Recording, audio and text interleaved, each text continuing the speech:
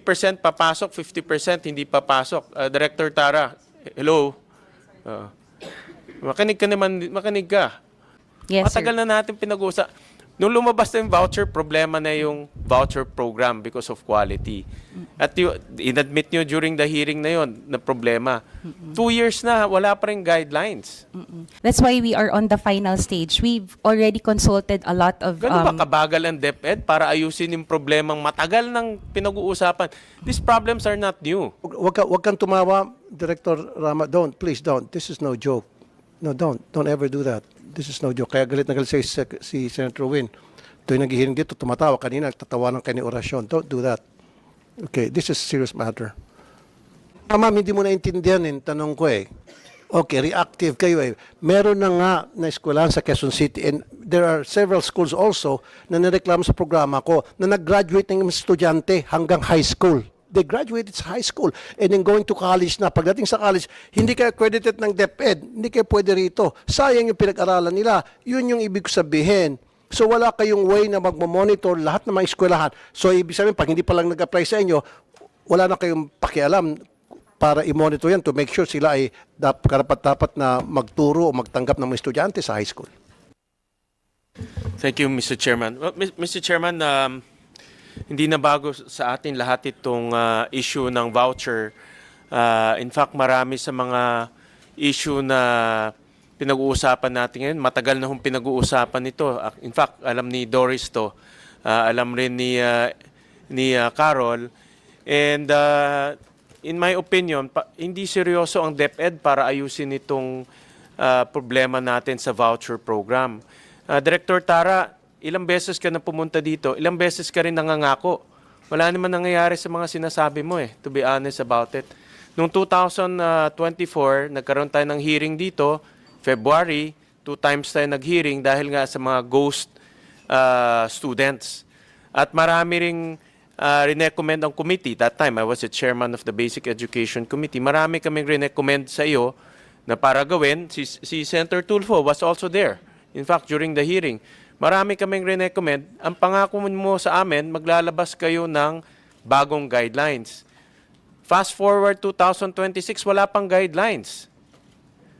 So, nagbobolahan lang tayo dito. Sasabihin mo, reforms, ganito, ganyan. Pero wala naman nangyayari. No, so, nagsisinungaling ka lang eh. So itong problema natin, matagal na ito. Alam ni Senator Tulfo to. He was there during the 2 hearings na kinonduct namin. Pero wala naman nangyayari.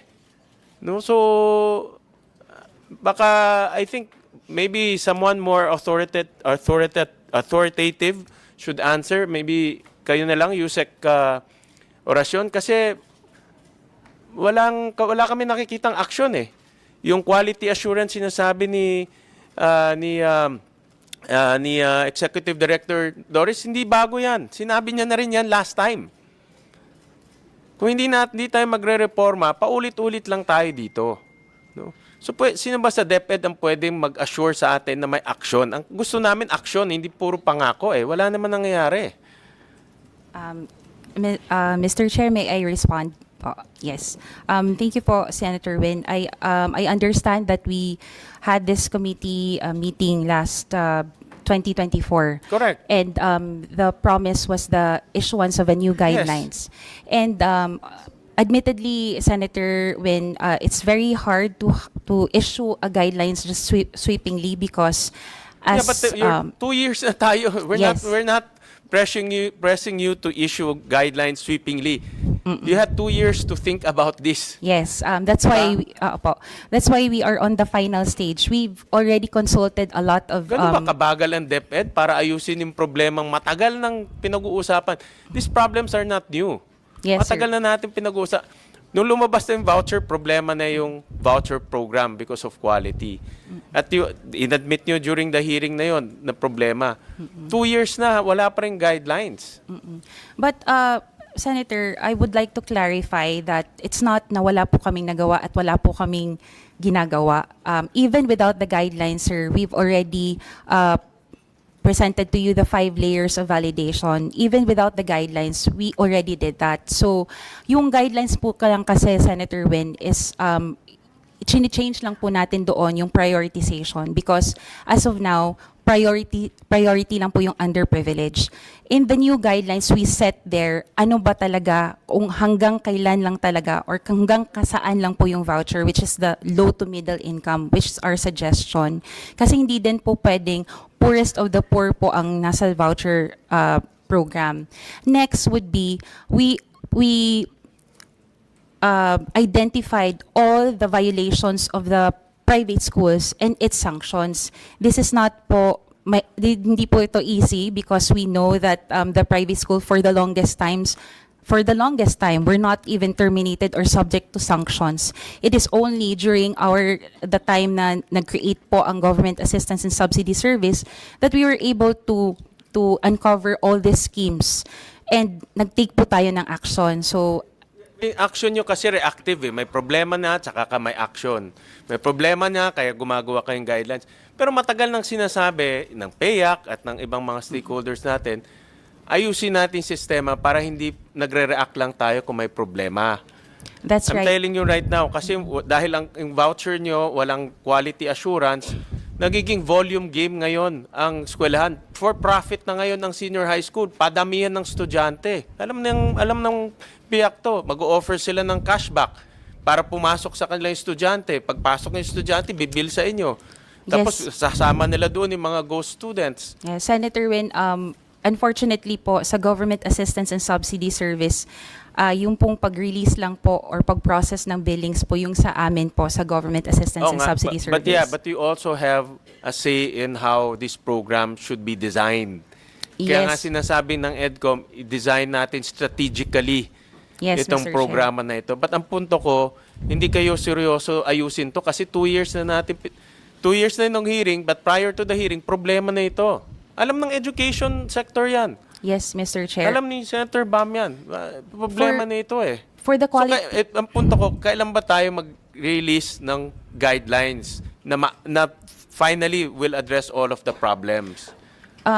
if ever po i-release namin yung guidelines is a Ano if separate... ever? So hindi pa sigurado Hindi, magre-release? magre-release po tayo, Mr. Chair, but I'm addressing yung sabi niyo po na quality assurance, which is recognition. It's separate po sa guidelines na ginagawa po ng Government Assistance and Subsidy Service. Yeah. Whatever it is, no, bureaucracy na yan, sa red tape na yan, ayusin nyo na lang red tape nyo. Pero gusto namin maayos yung program design ng vouchers. That's right, sir. Diba? Yung red tape, problema nyo na yan. Hindi na namin problema yan. Wag magturuan kayo. Pero ayusin nyo yung programa ng vouchers. Yes, Mr. Yun ang Chair. sinasabi namin. Matagal na yung sinasabi ang quality. Ngayon kasi, dahil walang quality assurance, kahit sinong Poncio Pilato, magtatayo ng school, kukuha ng estudyante, ibibil kayo. Tapos babayad naman kayo, pikit mata. Hindi na po. O ngayon, pikit hindi na. na. Yes, Kasi sir, nga, may because of ganito. our Pero dati, nangyayari na actions. yon. Yes, Mr. Chair. That's why I wanted also to clarify that we've But already you can only address doing a that lot of actions with a already. proper program design. Diba? You can address that para mahinto na ito. And one of which is a quality assurance mechanism. Whether you or whoever, yan ang dapat ayusin natin kasi matagal na natin pinag-uusapan to eh. Yes, Mr. After Chair. 1 year, Mr. Chairman, pareho na naman yung problema natin. Actually, yung sinasabi ng EDCOM na strategic and decongestion, matagal na rin natin pinag-uusapan yan eh. Yeah, nung nag-convene na yung EDCOM, yan na yung kanilang recommendation eh. 2026 na ngayon. So when do we see action? Ang gusto namin lahat action, hindi lang puro laway. Yes, Mr. Chair. Kaya po nag-present po tayo noon. So, And if you ever you will ask about the guidelines is on the finalization because ano lang po namin with the private schools, we have to run it with them, yung guidelines bago. So we also have to review, 2 offices that will review it, Mr. Chair. So by March po. End of March. So kailan lalabas? Yun ang gusto lang namin malaman. Like for example, ito Mr. Chairman, if you with your permission, may mga COA report na basa namin. For example, may mga schools, ewan ko kung na-address yun na ito, nag-i-implement ng blended learning kuno. Tama, I'm sure narinig na ni Executive Director Dory. blended learning kuno, 50% papasok, 50% hindi papasok. Director Tara, hello. Makinig ka naman, makinig ka. 50% papasok, 50% hindi papasok. Ginagawa nila 50% face-to-face para maraming estudyante makuha nila. 'Di ba? 50% nasa bahay, 50% nasa classroom para mas marami silang makuha estudyante. Then ibibil kayo. Na-address nyo ba itong findings na ito? Bagong modus to na hindi kasama sa listahan mo. So again, Mr. Chair, sa government assistance and subsidies, processing of billings, so yung pong blended learning is under another strand po. Before, the full distance learning was allowed by DepEd. So kami sa government assistance and subsidy service, we also advised already internally, no, that kailangan po talaga siyang tanggalin yung full distance learning. The point of the matter here, actually marami pa itong COA report. The point of the matter here, because your action is reactive. Kung may problema, tsaka kayo papasok, gagawa kayo ng ganito. Kung meron kayo nakitang ghost student, investigahan nyo, why don't we design the program properly? Hindi naman nagkulang yung mga stakeholders to recommend. Recommend rin ng EDCOM, use this strategically to address inequity in our system dahil finlag din namin kayo. Napakadaming non-poor ang nag-avail nitong voucher system. Finlag rin namin kayo na hindi pumupunta ito sa mga congested schools. Ang recommendation ng EDCOM, i-design natin para yung congested schools ang ma-solve natin. Nag-allocate tayo ng pondo sa mga lugar na hindi naman congested area. So, ang laki ng leakage. I'll show you, with your permission, Mr. Chairman, I'll show you a graph. So, ito sa slide 11, in-update lang namin to from the 2024. This is based on APs. For voucher pala, for voucher. Slide 22.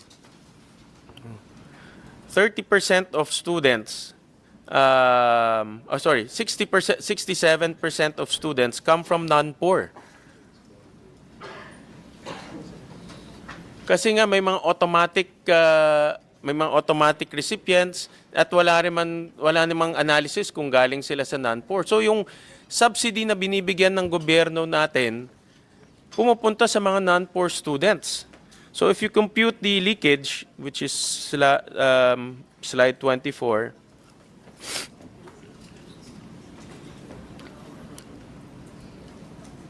ang leakage is about 12 billion pesos for school year 2024-2025. Kasi wala tayong system to know whether binibigyan natin ng subsidy ay pumupunta lang sa poor but deserving students. In fact, sa COA report, nakita rin nila yan. Hindi lang kami, nakita rin to ng COA report, to nakasulat. Basahin ko. COA validation of senior high school voucher program grantees in NCR for school year 23-24 showed that some voucher beneficiaries are enrolled in prestigious or high tuition private schools without annual tuition fee ranging from 100,000 as high as 317,000. So in other words, paano sila magta-top up kung poor student ka? Diba? Obviously, obviously ang kaya lang mag-top up niya mga may kaya na estudyante. So yung voucher na binibigay natin pumupunta sa non-poor. So ang issue nakikita namin, number one, inequity. Maraming non-poor students ang nakakakuha, no? Almost 67% non-poor students. Number two, dahil sa non-poor students, in leakage. Dahil yung subsidy na binibigyan ng gobyerno natin, pumupunta sa non-poor. Diba? During the budget hearing, very careful kami in crafting the budget na dapat lahat ng ayuda pumupunta sa mahihirap. Pero meron tayong voucher program na pumupunta sa hindi mahihirap. So, ang kailangan ayusin natin to. Number 3, mga COA report. And then number 4, in quality assurance. No? Ilan ang ating voucher, ilan ang senior high school, ilan ang voucher recipients natin for senior high school? more or Around less? 1.2 million. 1.2 million. For 2 grades? To 2 grade levels? Yes. For Already. For, two grade levels, Mr. Chair. For senior high school Yes, and Mr. Chair. junior high school? Kung The 67%, junior high school is around 800 to 900,000 po. ang senior high school, For the 2 grade levels, it's 1.2 million. 1.2 million. So pag 67% yan, so more or less, nasa mga around 900,000 students are non-poor. More or less lang, more or less. More or less. Diba? About 70% are non-poor. So mga 800, 900,000 students are non-poor. So my point of the matter, Mr. Chairman, is these issues are not new. What we are demanding is action from DepEd. Para once and for all, ma-solve na natin itong problema na ito, lalo na magkakaroon na ng batas. So, ang kailangan namin, pinangako mo nung 2024 yung guidelines, malabas na yung guidelines na yon. 2 years, Director Tara. That's enough time already to consult everyone, to take into consideration everyone. So 2 years. So kailan lalabas? Last final review po for the 2 offices, we are targeting March 30 po, Mr. Chair. We just checked po, Mr. Chair, and the guidelines will come out on January 30. Hindi March 30. January 30 po yung sinabi sa amin right now when we check. But we will double check when we return. We would also like to thank you for taking us to task, and we will make sure to discuss with the offices concerned. We will help Director Tara po. You said just 4 items. Ito, again, nothing new. Address the non-poor, address the leakages, address the COA issues, address the quality assurance issues, and number 1, the congestion, which is the EDCOM report. We need to use these tools, the ESC and the voucher program, to address congestion in schools. Yan naman talaga ang design. No? So, dapat yung mga, like kami sa Valenzuela, may mga congested schools kami, we should use the voucher program to address the congestion in certain schools. Hindi naman lahat, Hindi naman lahat, only in certain schools. So, lalo na here, Metro Manila. Metro Manila, mahal ang lupa So, nakikita ko the best way to solve congestion Metro Manila is to use the capacity of our private schools. No? Yep. Thank you, Mr. Chairman. Thank you, Senator Gatchalian. Maybe yung isa sigurong pwede ho nating madagdag dito po sa committee report ay a separate penalty for schools or for individuals who are defrauding our students. Pwede ho tayo maglagay ng iba pang penalty kasi ang kinakaso po ninyo, syndicated estafa. Am I right? Or estafa bang, in fact, baka nga falsification of commercial documents lang, yun yung nakita ko sa presentation nyo, Director Rama. But maybe in this bill, we can include the penalties for those who will do fraudulent behavior. Kasi pag niyanakaw po natin pera na dapat na pupunta sa mga kabataan, parang ibang level po yun ng kasamaan, di ba, no, Senator Tulfo? So maybe we can recommend in our committee report, in our version, separate penalty for those who are defrauding government and using this voucher system, no? We will recommend that for the committee report, and I hope I can get the support of our colleagues para kung sino man ang magtatangka na gumawa ng masamang bagay gamit ang sistemang ito, gamit ang pera ng DepEd, magdadalawang isip dahil merong separate na penalty na pwedeng isama. No? Itaas natin yung penalties na yun. Senator Tulfo. Thank you, Mr. Chair. My question sa DepEd muna, what is the wisdom behind the automatic qualifications of grade 10 students in certain schools against the advice of PAYAC? Sorry, Mr. Chair, can you repeat that po? Automatic grantees of schools. No, di ba nabanggit mo kanina, PAYAC, na mga schools kaya nga nagkaroon ng mga katiwalaan, marami nakalusot dahil ginawa ng DepEd sa provision nila pag lahat ng schools na may grade 10 students na in-offer, then automatic as long as may permit sila, mag-open silang ganong klaseng schools qualified, right? That's right. Yes, Senator. Okay. Mr. Chair, we would like to address that. Number 1, because during the time when the senior high school was implemented, DepEd was not fully capable of accepting all the senior high schools po. Meaning, may kakulangan po ang DepEd when it comes to facilities and teachers. Kaya po, ang ginawa, the senior high school voucher para ma-accommodate po yung ating magiging senior high school grade 11 and 12, pinasali po ang mga private schools. Wala pong recognition at that time because kakastart na lang din po ng pag-implement na senior high school. Which is, if you compare it sa junior high school, which is matagal na po yun, Mr. Chair, no, na ginagawa natin. So yung pag-expand ng K-12, DepEd didn't have enough buildings, enough teachers. Kakastart lang po din ng senior high school. Kaya po lahat ay na qualified to join the program po ng voucher to help DepEd educating our senior high school.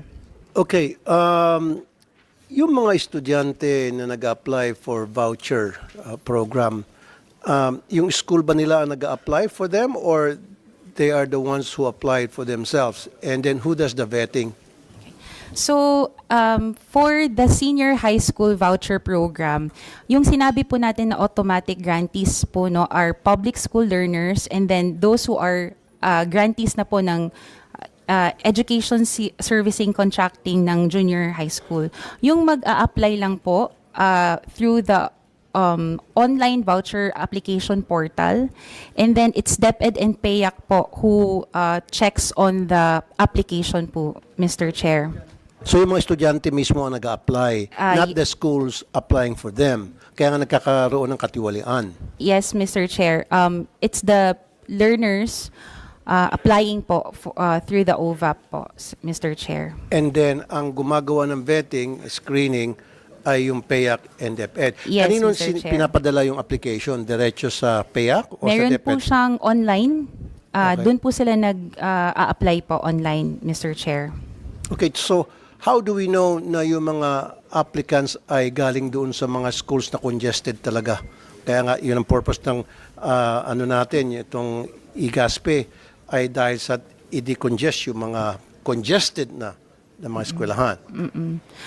Right now talaga, Mr. Chair, we don't have any kind of tool that would inform us na kung galing po siya sa congested na mga schools. No? You don't? No, we don't have a tool yet. Pero yun ang purpose ng ng Yes, IGASPE. yes, Mr. Para Chair. ma-decongest yung maraming mga eskwelahan Yes, sa Mr. Chair. public schools at malipat sa private. So wala kayong tool para malaman. So parang bulag kayo, tanggap kayo ng tanggap ng mga estudyante na Malalaman galing sa... malalaman naman po natin, Mr. Chair, but hindi po kami nagsasabi na kung hindi ka galing sa congested public schools ay hindi ka namin isasama. So, Pero dapat pag hindi galing sa congested, kunyari, galing siya sa isang public schools na wala namang congestion. Okay? Bakit niyo tatanggapin yung mga estudyante na mag-apply sa inyo going to private school? There's no congestion. Di ba? Yun naman talaga ang idea is to decongest public schools na marami ng estudyante sa aisle na lang na nakaupo, sa puno ng mangga na lang nag-eskwela. Doon kayo concentrate. So sabi mo, wala kayong tool. So ibig sabihin, bulag kayo. So kahit na sinong estudyante mag-apply ng IGASPE para mapunta sa private, qualified, wala kayong ginagawang proper vetting. would like to address, not necessarily the tool. We just don't disqualify po yung mga learners not galing, hindi po siya galing sa congested. So, if ever from public schools, we accept them po on the program. You so, do? Yes. Why do you do that? Kasi ang purpose naman talaga ng IGASPE para ma-decongest ang mga public schools na siksikan ng mga estudyante. So kung merong mga estudyante from public schools na hindi naman congested, mag-apply, papayagan nyo makapasok sa programa. Yes, sir. Because Why? may iba din naman po, sir, na private schools na hindi, though walang congestion doon sa public schools, pwedeng wala din pong mismong public schools na near po sa location nila. So we have mission schools No, po you sa did from the mention kasi private kanina, schools. pumapayag kayo mga estudyante galing sa isang public school na hindi naman, wala namang congestion, Yes po. pero gusto lang pumunta sa private, papasok sa programa. Yes pero po, ang Mr. idea Chair. naman talaga ng IGASPE to decongest public schools. Yes, Mr. Chair. So is it because of yung sabi nga distance? Yeah, yung reason? It can be, Mr. Chair, yung So kung yan ang na reason, acceptable yan. Pero kung yung reason lang ay tanggap lang kayo ng tanggap, wala kayo ibibigay ng concrete reason, hindi tama. Opo. Hindi That's maganda. noted That po, is something Mr. na Chair. dapat pag-aralan nyo. Yes, Kaya Mr. siguro Chair. galit sa inyo si Senator Win kasi andun din ako at that time. Sobrang galit ko rin. Now, 1.2 million students pasok sa programa. Yes po, Mr. Chair. So identified ba kung saan itong mga estudyante galing na ito?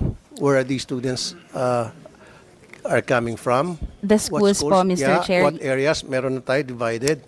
Yes, Mr. Chair. We know na saan po sila galing or ano pong grade 10 completer po sila, Mr. Chair. Okay. Now, magandang nabanggit ni Senator Win, marami sa mga pasok sa programa nyo sa IGASP ay mga non-poor na dapat ang purpose nitong IGASP, isa sa mga purpose nito ay para matulungan itong mga students na mga mahirap na sila dapat ang bigyan ng priority para makapasok sa IGASP. So paano nakakalusot itong mga non-poor students? As what I've mentioned before, sir, no, the voucher program stated lang po yung prioritization. So in short po, sir, kung meron pa pong enough po na vacant po no na vouchers for others po, kaya po sila nakakapasok kasi priority lang po natin yung mga underprivileged po. So we did not say na only poor will be able to join in the program. In fact po, sa aming discussion also in the House of Representatives where they also wanted to expand the bill, we mentioned there that it can be from poor to middle income. So yan po. Kasi kung sasabihin lang po natin poor, baka po meron pa pong fiscal space for I agree others with you, to join. stating na kahit yung mga middle income, ma-accept na rin siguro. Pero ang tanong ko ngayon, wala bang support program kayo dyan sa DepEd para doon sa mga deserving, very poor students who wants to get into the program? Kasi alam naman natin, yung sa IGASP, ang binabayaran dyan, tuition lang. Yes, that's Di ba? right po, Mr. Hindi naman to Chair. full scholarship. Apo, Now, Mr. Chair. siyempre, pag sa private, nandyan yung pamasay, nandyan yung uniform, nandyan yung libro, project, etc., etc. So kung mga mahirap na estudyante, sobrang hirap talaga, and they want to get into the program, at bibigyan ng program, tuition fee, paano pa yung mga extra na kailanganing pag sila pumasok sa private schools? So walang support program for that? As of now, Mr. Chair, since the DepEd and the government assistance as voucher program is limited to the tuition fees, na-mention nga po no, ni Senator Win yung enrollment natin ng mga other public school students na grade 10 completers in high tuition fee na mga schools. Sinulatan po natin to sa DepEd at we requested the explanation from this high tuition fee na schools, and they mentioned to us na with the government subsidies, meron din po silang institutional scholarship na binibigay. So it's not only the parents or the learners who give out something sa tuition fee, but tinutulungan po sila nitong mga high-paying, high tuition fee na mga schools for their institutional scholarships. But as of now, kung ang DepEd po ang magbibigay ng, for example, yung transportation, uniform and everything po, Mr. Chair, wala po tayong ganon. Back in 2024, sa isang hearing, napag-usapan natin yung pag-audit sa PAYAC. And I think PAYAC was exempted from audit at that time, simply because, as sabi, kasi it's a private entity. And then in DepEd said that, kasi question ko bakit hindi gusto ko malaman yung audit report tungkol sa PAYAC. And I was informed by DepEd, I don't know if it was you at that time, who told us na hindi pwede ma-audit kasi hindi pumapayag ang DepEd dahil private entity. Tama ba? Tama pa rin yun? That's right, Mr. Chair. And then in 2025, the year after, the Supreme Court came up with a ruling na since public funds ang dumadaan sa PAYAC, ang inahandle ng PAYAC, therefore it's auditable. So meron na Supreme Court ruling pertaining to that. So meron na bang audit na ginagawa sa PAYAC, sa mga activities ng PAYAC, since nag-handle kayo ng public funds? Sa PAYAC naman siguro? Yeah. Senator, good afternoon. The funds that are for GASPE are actually DepEd. DepEd has the funds and downloads this directly to the schools. Okay. So the 40 billion on GASPE is not with PAC. These are all with DepEd and they And download. GASPE. So yung all the GASPE pa GASPE na-audit? funds are all from DepEd, downloaded directly to the schools. To the schools. Okay, Yes. don't GASPE na audit ba ito? Yung GASPE? Yung GASPE funds po natin, Mr. Chair, yes po, ino-audit na po ito ng COA po. So, Mr. Chair. dati hindi. I think they were also, ino-audit pa din po nila. I think the first one na naabutan ko po is like yung 2018 po, Mr. Chair. 2018, they've conducted audit on that.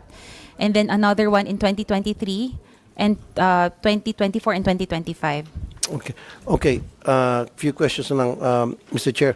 Dito sa 41 something billion for year 2026, 41.18 billion. Kanina pansin ko nga, although wala pang batas, roll out lang to sa junior and senior high school. Meron din naman kasi congestion sa mga grade levels na below ng junior senior high. So wala bang programa sa ngayon para sa mga grade 5, grade 6 Yes. students, grade 7? Currently, Mr. Chair, wala po, and we need the law, a law to expand. Kaya po meron pong pinapasa ngayon sa House and also in the Senate for the expansion of the voucher, which is from kinder to grade 6 po, para masama na po yung elementary po currently, Mr. Okay, Chair. couple questions na, Mr. Chair. So, run us through. Alimbawa, ako, estudyante sa senior high, and at least nakapag-aral ko sa public school, so, kung saan man school ako, at least 2 years, tama? Yung mga requirements o hindi? O basta ka na lang pag galing ka sa private, pumunta ka sa public, and then one year ka pa lang, pwede ka na mag-apply agad sa programa para sa private ulit? Okay, for the senior high school voucher, Mr. Chair, kailangan po completer po kayo, meaning nag-graduate po kayo ng grade 10. So whether in public public schools, category A po kayo, automatic grantee po kayo kasi galing po kayo sa public schools. Okay. Pag kayo po ay completer ng grade 10 sa private schools, 2 questions po. Kayo po ba ay dati ng ESC grantee or the Education Service Contracting grantee ng junior high school? If yes po, category B po kayo, automatic din po kayo na grantee. Wait a Pag- minute. Wait, sorry. Okay. Sorry. Okay. So, yung isang estudyante, complete, sabi nyo, grade 10, galing sa private schools, whatever school that is, qualified siya sa programa? Qualified po siya automatically if grantee na po siya ng Education Service Contracting. Apo. Okay, alright. Alright, now, so, halimbawa, mag-apply ako, and then once I applied para mapasok sa IGASPE, ano yung mga procedures, yung mga process na the students, the applicants has to go through? So if you are automatic, wala na po. Okay? Meaning, ipakita nyo lang po yung school card nyo, malaman na po na galing po kayo sa public, Okay. or ipakita nyo po yung ESC certificate na kayo po ay dati ng grantee. Kung yung pong hindi po kayo kasama doon sa A and B category, pupunta po kayo doon sa online voucher application portal. Okay. Doon po kayo magsasubmit ng inyong mga, depende po if you are an ALS. So, kailangan po yung record po na kayo ay ALS passers or yung tapos PEPT din po, yung Philippine Placement Test, kung passer din po kayo doon. Tapos, meron din po kaming pinapasign po na affidavit of financial income po ng family. Kasama din po yun na ipapasa sa online voucher application portal. Sino nag-decide kung saan school siya mapupunta? The student or kayo po sa DepEd ang mag-assign ng eskwelahan? Ang student po ang mag-choose kung saan po sila na private school mag-e-enroll, Mr. Okay. Chair. So of course, meron kayong gagawing vetting o screening doon sa isasabit yung pangalan ng private school na gusto niyong lipatan, tama? Yes, Mr. Chair. So bakit maraming nakalusot ng mga kalokohan at yung pala yung mga ghost students tapos yung mga eskwelahan ay hindi naman pala accredited, so on and so forth? Okay. So, different po kasi yung qualification talaga or quality assurance ng private schools, Mr. Chair.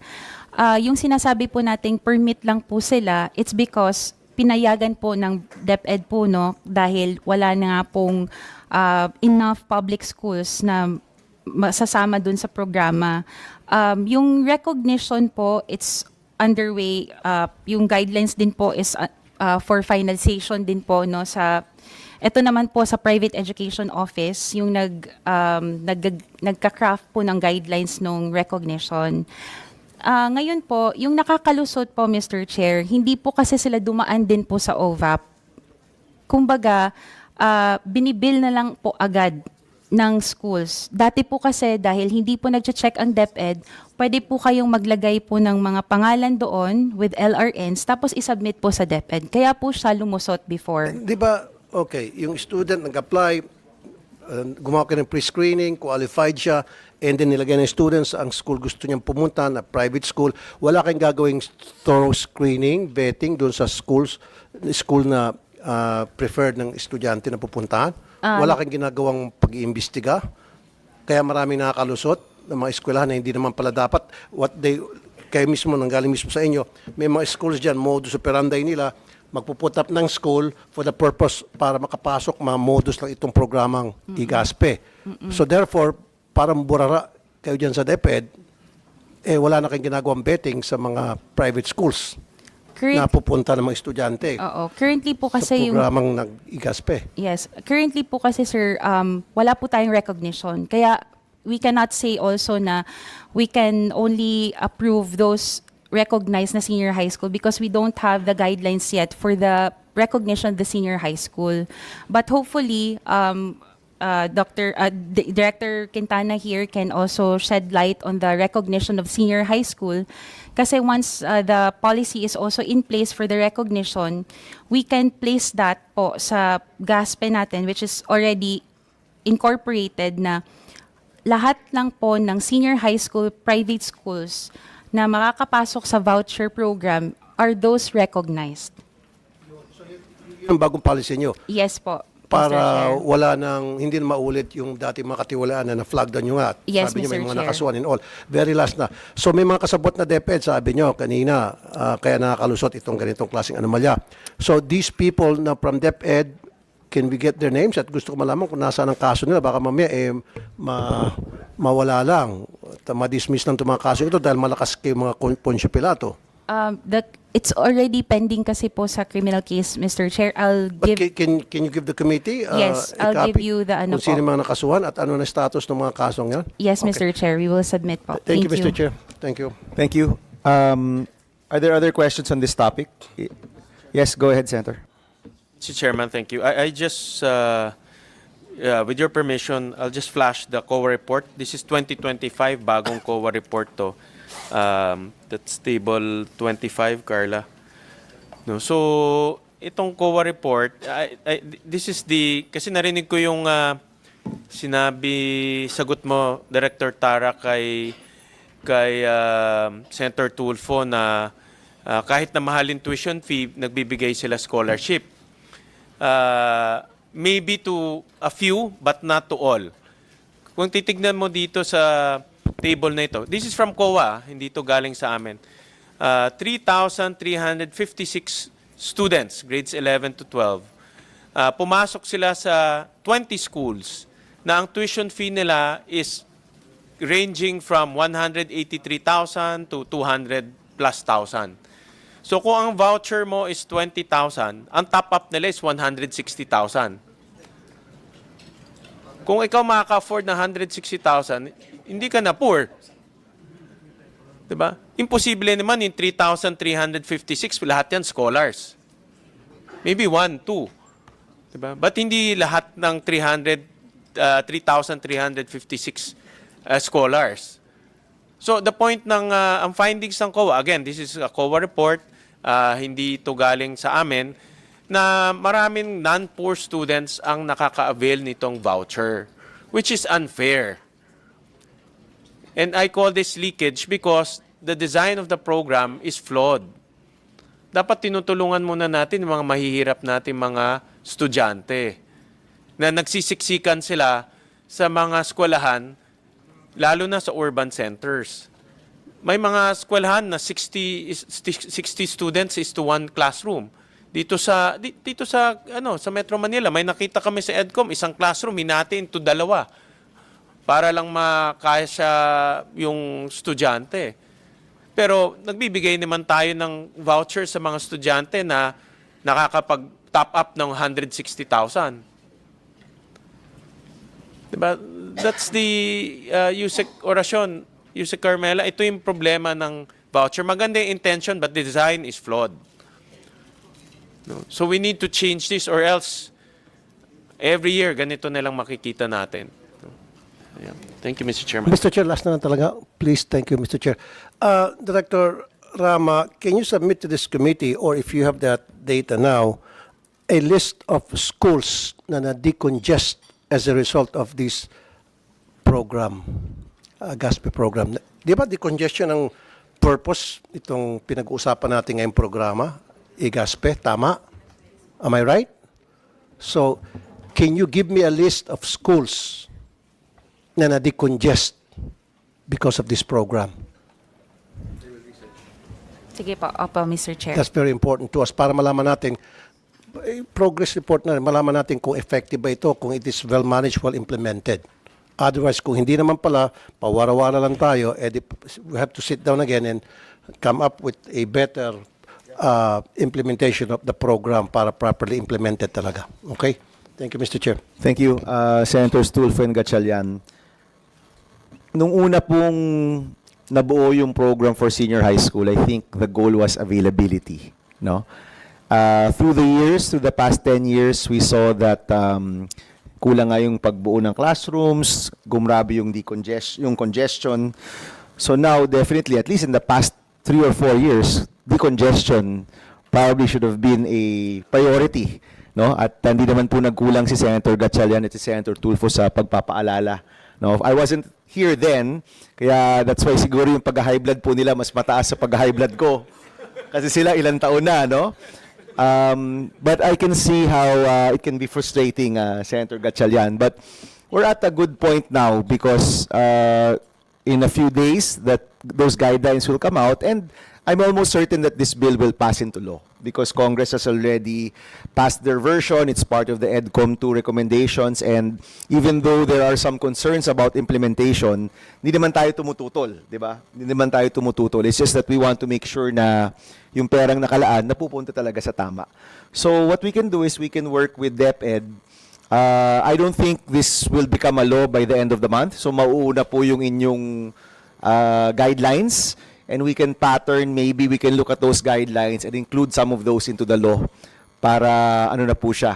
It's already sacrosanct, no? And definitely we'll be looking at congestion as one of the reasons why we want to push for this bill. And tama po yung EDCOM, si Dr. Carol, na we have to look at all of the different methodologies for decongestion all together as one program, no? And hopefully that will make this program also more strategic down the line, no? How we can decongest classrooms, support our private schools that are in far-flung areas, and be able to do this judiciously. Dahil pera po ito ng bayan at pera po ito ng mga kabataan. So kailangan ho natin yung gawin na sa pinakamaayos na paraan. So if my fellow senators are okay, we will move on to the next topic. Yes, Senator Just Gatchalian. to close, may nakikita kasi akong trend, no? And Yusek Orasyon might want to look at this. Kasi nagiging, dahil very in design ng voucher, hindi maganda, maraming enterprising people, ginagawang negosyo ang senior high school. So, volume game. So, bibili sila ng lumang school, tapos kukuha sila ng maraming student, ino-offer nila, tawag nila cashback, tama ba yun, Executive Doris? Tapos pupunta yung estudyante sa kanila. Once na sa kanila yung estudyante, kasi importante yung estudyante. sasabit na sa DepEd yung listahan. Then reimburse na kaagad yung school na yon. No? So, and that's a bad, walang quality to, they don't care about quality. They care about getting the warm bodies, no? And narinig ko, kasi I'm very close to our schools, private schools in Valenzuela, narinig ko marami ng ganun na model in different parts of our country. Kung hindi natin ayusin itong design na ito, magiging malaking problema to in the future. Actually, napag-uusapan rin, Senator Win, na maybe it's time we talk about that national test again. Remember, nung bata tayo, meron tayong national test. Across the years, parang nawala ito. I'm not sure why. Bakit ito tinanggal? But those scores from a national test would tell us if certain schools are actually fulfilling their mandate or not, public or private. And kung private ito and we're funding them through the voucher system and they're not creating the outcomes that we want to see, then maybe they're not worthy of this support. In the same way, yung public schools, that can also be a way to assess the work of our public schools, no? So we can discuss it again. Very quickly, I don't know if si Yusek Oracion can help us out here. Bakit ho ba natanggal yung national tests? I remember we used to have nung panahon natin, NCEE and all of that. Why was that taken out, Yusek Oracion? I don't think they were really taken out, pero off and on po. No, like the NCAE exams are currently being administered. So it's still being administered. Yeah, NCAI, they call it NCAI. NCAI na po yung tawag, but hindi universal. Selected na lang. Tama ba?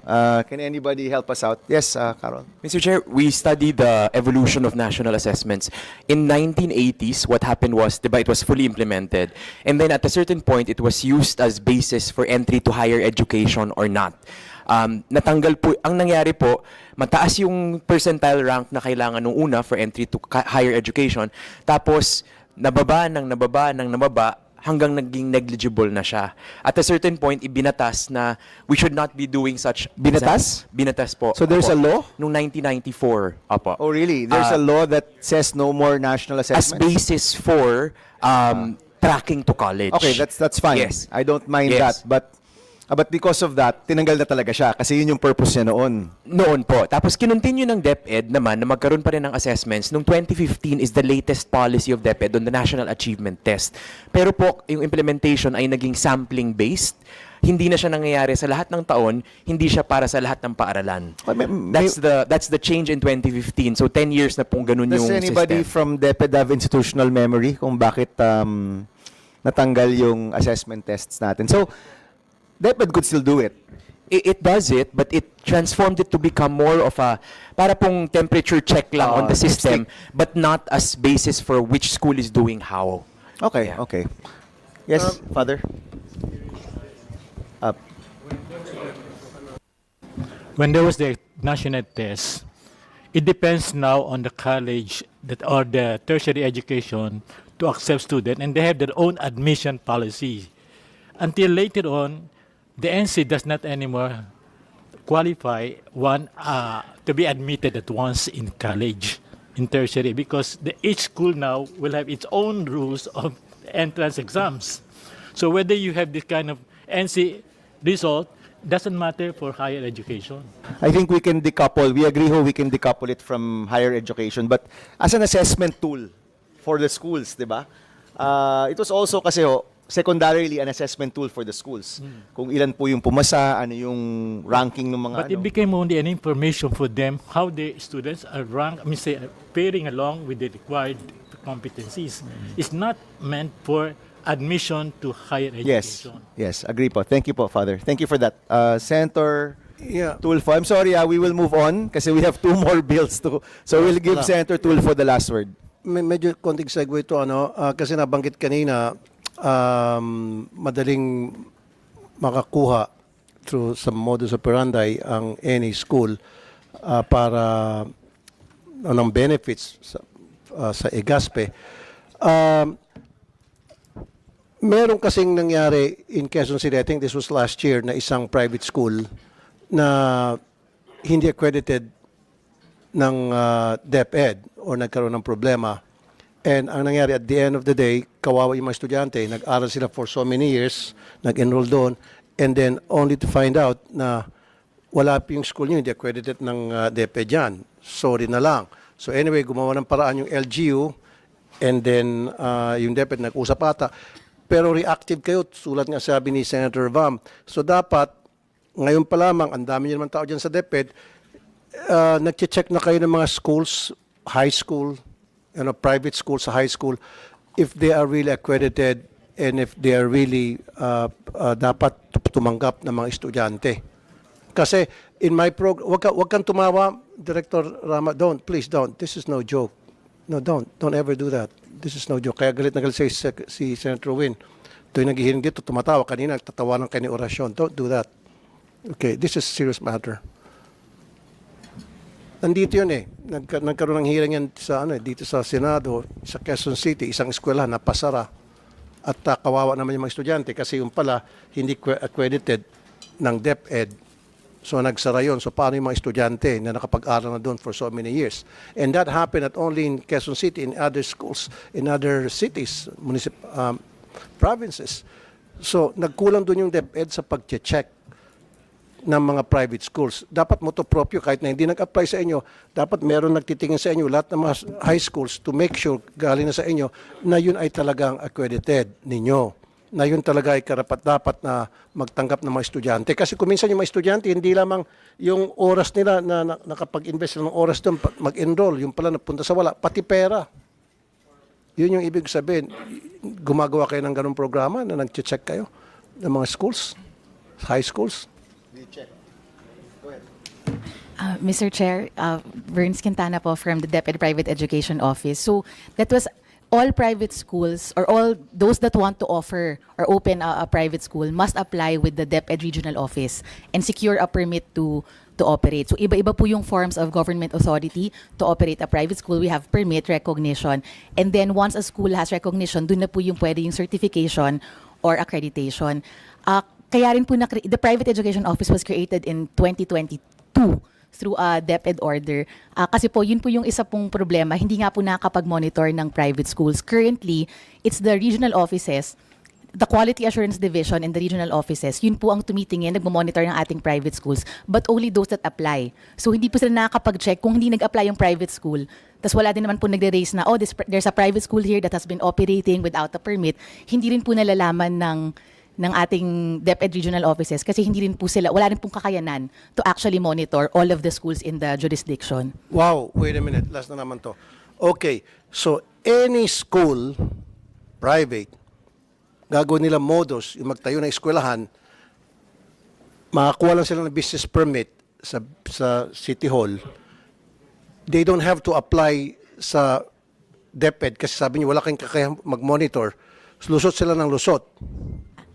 Mr. Chair, allow me to clarify. So the school will need to apply for a permit to operate from DepEd. So monitor po namin yung mga nag-a-apply. So paano yung mga hindi nag-apply? Titigas nga ang ulo. Opo, Maraming ganun eh. Maraming sa programa ko nakadaan eh. There were so many schools. Yeah, go ahead, Mr. Chair. Director Verns, what do you consider a school, a private school operating na walang proper paperwork from DepEd? Are they a school? They're not, di ba? So they're perpetrating is I think the right word, perpetrating fraud on their students. That's correct, Mr. Kasi Chair. yung diploma na yan, fake. That's correct, Mr. Correct, Chair. di ba? So, pag hindi nyo binigyan ng tamang certification by accreditation, wala yan. Permit po. And they cannot avail of any of these vouchers, correct? That's correct, Mr. Chair. Pero may nakakalusot doon. Hindi rin. Hindi rin naman. Okay. Hindi sa voucher, Mr. Chair. Yung sa akin, medyo segue na ako. Kasi maraming mga schools in the past, yung mga estudyante pupunta sa programa ko na nag-graduate sila only to know later on na fake yung eskwelahan nila, baliwala yung perang na gastos nila doon, yung time and effort na pag-aaral nila doon sa eskwelahan na yun, na baliwala. Ang sa akin sana, merong way ang DepEd, makipag-ugnayan kayo sa City Hall, sa LGU, ano ba itong mga private schools na bagong tayo to make sure, pupuntahan nyo, tawagan nyo na meron silang application sa inyo at merong accreditation from you because there are schools na hindi na dumadaan sa inyo eh. Gusto nila makalibre o gusto talagang balak nila gumawa ng kalokohan, hindi na dumadaan sa inyo. Kaya kayo dapat gumagawa kayo motopropyo na pag research at pag-imbestiga sa mga schools, private schools na bagong tayo? Yes, Mr. Chair, if Mr. Chair is correct in saying that if they have not applied and secured a permit or authority from DepEd to operate, they should not be considered a school. Kapag po na-issue, one way for the public to check kung ito pong school ay nag-ooperate with authority from DepEd is the school ID, because only schools that have been granted the authority to operate ang magkakaroon po ng school ID. Ma'am, hindi mo naintindihan tanong ko eh. Okay, reactive kayo eh. Meron na nga na eskwelahan sa Quezon City and there are several schools also na nireklamo sa programa ko na nag-graduate ng mga estudyante hanggang high school. They graduated sa high school and then going to college na. Pagdating sa college, hindi kayo accredited ng DepEd, hindi kayo pwede rito. Sayang yung pinag-aralan nila. Yun yung ibig sabihin. So wala kayong way na magmamonitor lahat ng mga eskwelahan. So ibig sabihin, pag hindi pa lang nag-apply sa inyo, wala na kayong pakialam para i-monitor yan to make sure sila ay karapat-dapat na magturo o magtanggap ng mga estudyante sa high school. Kasi sinabi mo, wala kayong kakayahan.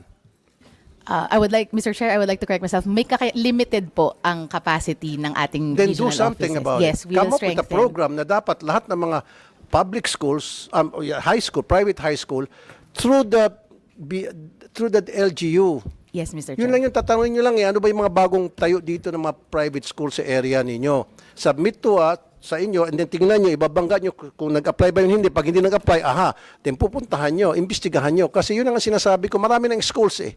So ang nangyari nung Mr. Chair, nung last sa Quezon City, kawawa yung mga estudyante. 4 years sila nag-spend ng pera nila and effort pagpupunta sa eskwelahan and then only to find out later na yung 4 years nila pag-aaral sa high school na yon nabaliwala dahil hindi pala accredited yung eskwelahan na yon. Yes, Mr. Chair, we will strengthen the monitoring. Thank you. All right. Sorry, is it okay? We'll move on. We'll move on na lang unless it's an opposition to the bill. Clarification lang po dun sa... Better make it quick kasi we have 2 more things. okay. Just very short po. So, joins the...